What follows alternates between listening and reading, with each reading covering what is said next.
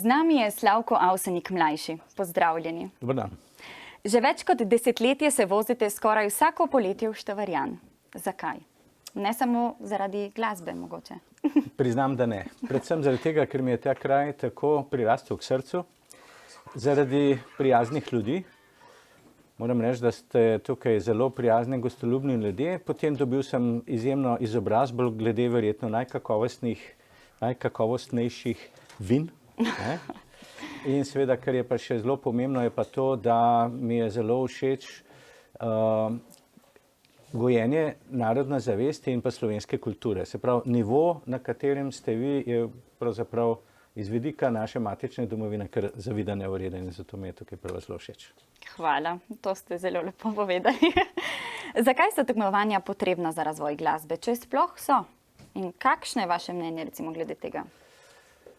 Zdaj, tukaj je več parametrov. Eden je gotovo ta, da nekateri radi tekmujejo. Jaz nisem med njimi, ker jaz v glasbi tekmujem samo sam sabo, vendar ljudje smo različni. Predvsem se mi pa zdi, da je festival pomemben za lansiranje novih glasbenikov, novih ansamblov. Saj to je za njih ena možna odskočna deska v to področje tržišča glasbenega. Potem je tako, mnogi se učijo drug od drugega. To je pravzaprav najboljša šola. Prideš na nek festival, vidiš, aha, ta je tako, to je tako, ne.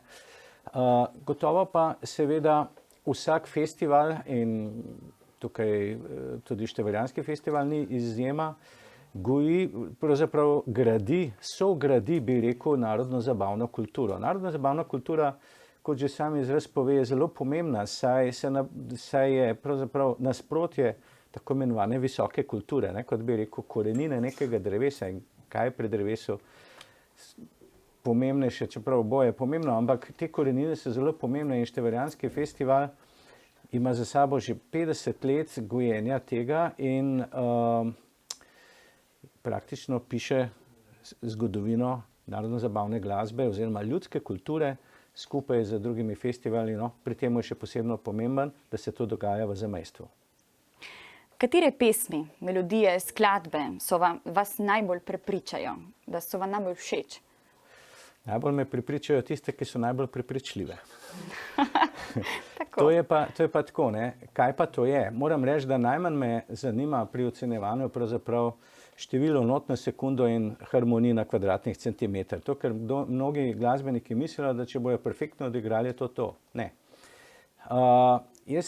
Za mene je zelo pomembno, da je skladba ali ansambel čim bolj izviren, da je drugačen od ostalih, da ima nekaj za povedati, da ima neko svojo energijo. In jaz, ko poslušam glasbo, jo pravzaprav poslušam, saj učim se tako, oziroma sem verjetno se tudi doma naučil, poslušam skozi energijo.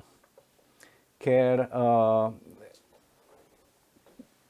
prava stvar je takrat, kadar ti začutiš potrebo publike, kaj oni želijo, in narodno-zabavna publika je specifična publika in jim daš to, ampak na svoj način. In tukaj se mi zdi, da se je v zadnjem desetletju, v zadnjih 15 letih pravzaprav so glasbeniki šli nekoliko svojo pot. Naenkrat so prišli iz srednjih glasbenih šol in raznih šol, zelo odlični inštrumentalisti, vendar pa nekako zdaj manjkajo še ideje. Jaz upam, da se bo v prihodnosti tudi razvile ideje. Predvsem besedila. V besedilih se da biti zelo izviren, a ne? Samo nekako se sledijo neki tokovi.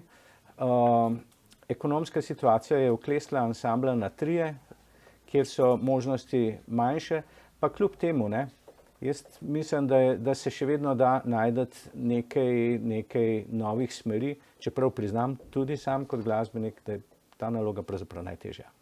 Tako da, kadar zasledim nekaj takega, sem zelo vesel, tudi če mogoče malo slabši igrajo, zato mi je tako žal, da velikokrat odpadajo ljubiteljski ansambli, tisti, ki se samo priložnostjo dobijo in nekaj po svoje naredijo.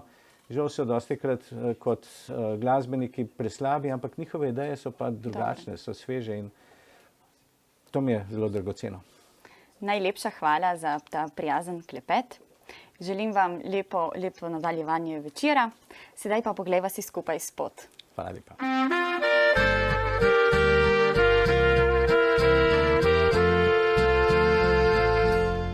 Ko si videl